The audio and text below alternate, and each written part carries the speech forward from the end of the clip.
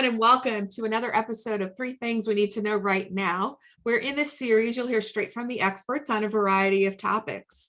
My name is Jennifer Best. I am the VP of Marketing for All American Entertainment, also known as AAE Speakers Bureau. We place speakers and entertainers for events and conferences. With me today, I have Holland Haas. Holland is one of the country's leading experts on digital detox, burnout prevention, and conscious leadership. She was named one of 100 global thought leaders alongside Susie Orman, Deepak Chopra, and Brendan Burchard. With a background in behavioral psychology, theater, and business, she helps individuals and organizations improve communication, employee engagement, productivity, and burnout prevention in the workplace.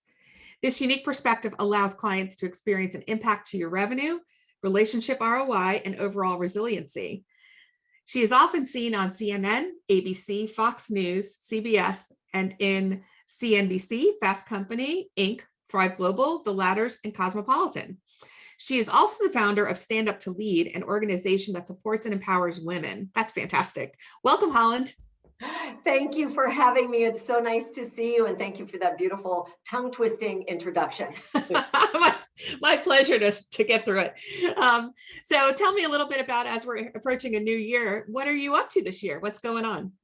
Well, as we all know, companies are changing how they do things. They're looking at their culture. They're looking at bigger picture within the organization, how they can move forward most effectively, efficiently, collaboratively with their teams. And so this is a new and dynamic and exciting time. I've been working with organizations like Bloomberg, many large international law firms, Guardian Insurance. So it's a really exciting time. Wow, there's some great names in there. Congratulations on that. Thank you. So with that, we're going to go ahead and get started. And we're talking today about connection and the future of work. And I'm excited to hear about what the three things we need to know right now are in that topic. So what is the first thing we need to know about connection and the future of work? Well, connection and the future of work, number one, we really need to think about digitally detoxing. So whether you want to call this burnout prevention, whether you want to look at this from the perspective of my team is experiencing a lot of stress, a lot of overwhelm, we need to think about ways that we can really disconnect and have those moments where we're not consistently on technology. Because for many organizations, it was 12 months, and for others, it's been 24 months. It's been a couple of years where that's been the only way that we could connect and collaborate. And now, as we're moving into this really exciting time of a hybrid structure, we want to make sure that we find opportunities to disconnect because our brains need that. Otherwise, we're in that constant brain fog, overwhelm, and stress, which then impacts our productivity, our creativity, ideation, and the list goes on and on. Yeah, that's a super valid point. I know I feel it. The more time I spend online for work, the more time I feel like the last thing I want to do is spend time online after work.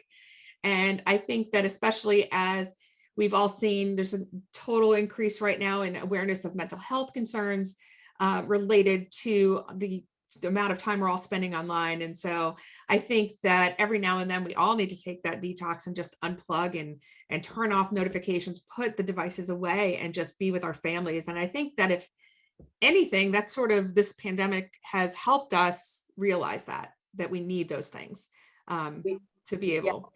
Yes, you're 100% correct. And I always share, again, with senior leaders and C-suite, please start top down, because when you are doing it, then I, as the rest of the team, as your employee, I'm going to feel the freedom to do that as well. And what we don't want is we don't want people sleeping with their phones under their pillows. That's so, I want to say that's so 10 years ago, those expectations, or even 3 years ago.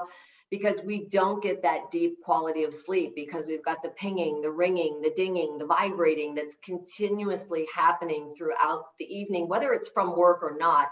But the whole idea, if I'm anticipating there's the possibility that my employer is looking for me, then my body and my brain is on high alert and I'm not getting that deep REM sleep. And so I wake up the next day and I'm really exhausted and tired, which means that really changes the quality of my work and what I can bring to the organization. Absolutely. Oh, I so agree with you on this. Okay, so what is the second thing we need to know right now about connection and the future of work? Communication and collaboration are king or queen, however you want to label that.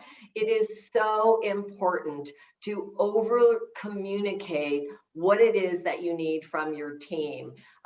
Do this if you are a manager, a director, a senior leader. We tend to take for granted, right? We've given instructions and then we leave and we don't come back until it might be the end of the project.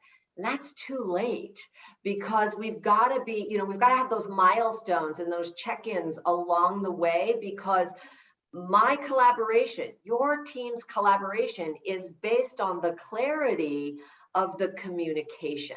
So if the ball with communication is dropped, and again, I've got so many strategies to really make sure that communication goes accordingly to what your brain has planned. But again, your team can't, they're not psychic, they can't read that. So there are policies and procedures and steps to do this, to make sure that along the way there are those channels of accountability, and that communication is done in a way that it opens up the channels of collaboration. And then what you're going to get from your team is greater engagement, greater enthusiasm and buy-in, and the projects become fun and they come in before the deadline. So how could that be bad, right? No, in no world is that bad.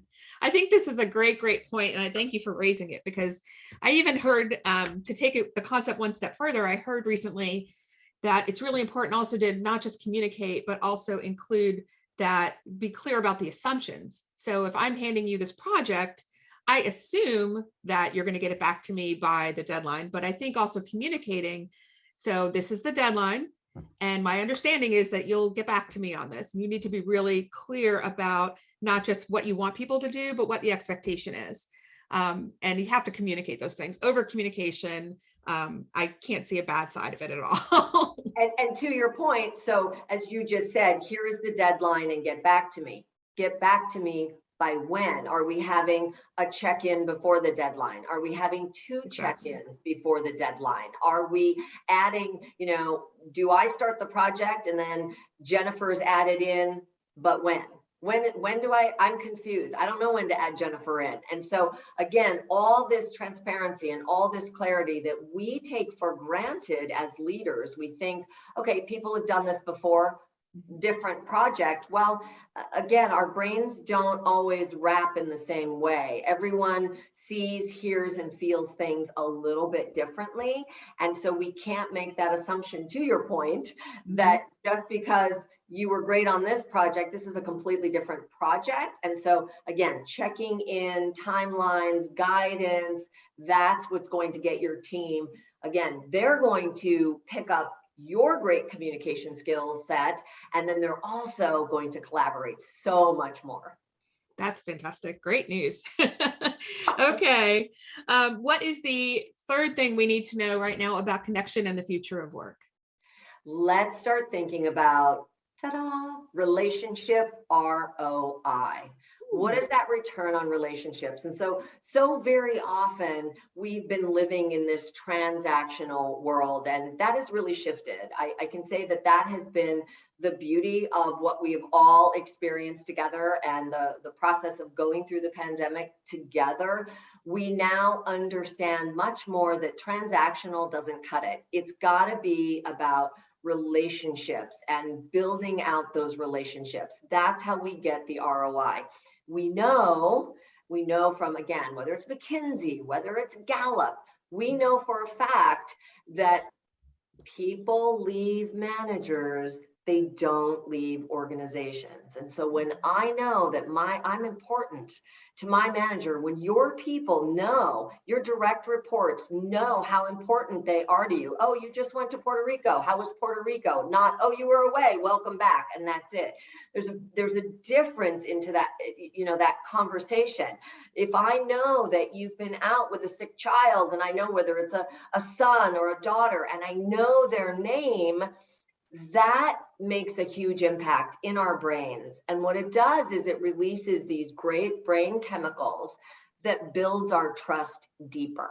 And so I'm going to think twice. Your team is going to think twice before they consider leaving and going somewhere else, because will they get a great manager like you? Will they have that amazing leader that you are? And so more money is nice. Oh, but we know over and over again, those relationships, we will stay for those rock solid relationships. So appreciating your people, knowing something about them, building on that relationship, that translates people over profits, builds your profits more than you can ever imagine. Wow.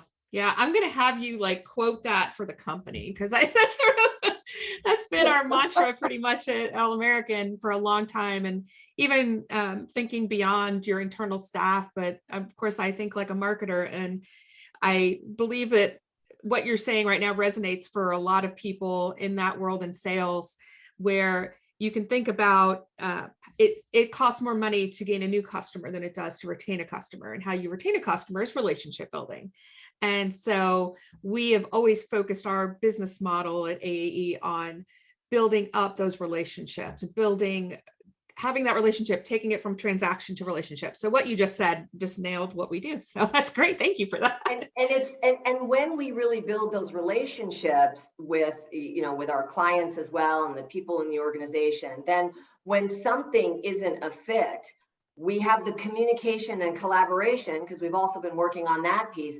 We have that where our brains are wired and can immediately realize, not every project is meant for your organization. Not everything is going to be the perfect fit. And isn't it wonderful when someone says, oh, I know of a company, or my uncle, or my cousin, or you've got those outside relationships again. So it's not just internally, it's how we build relationships with the world globally. And then we're able to serve our clients so much more than we ever imagined. And even when someone needs something beyond my business and what I'm able to do, I have this Rolodex, and I can say, oh, a corporate attorney? Oh, absolutely. I can plug you and say, oh, IP, 100%. Oh, you need a great physician. So again, that increases our worth, because we are serving from a level that we want to help regardless of whether there is a dollar attached. And again, our team sees this, and that just the trickle down from this is so huge. We go beyond our corporations, and you now go out into the world, and people are suddenly, you're such a light, you're such a force, that people look at you and they're like, what do you do for a living? Like, where do you work? Like, this must be an amazing company. And you'll be surprised again, what can come into your business.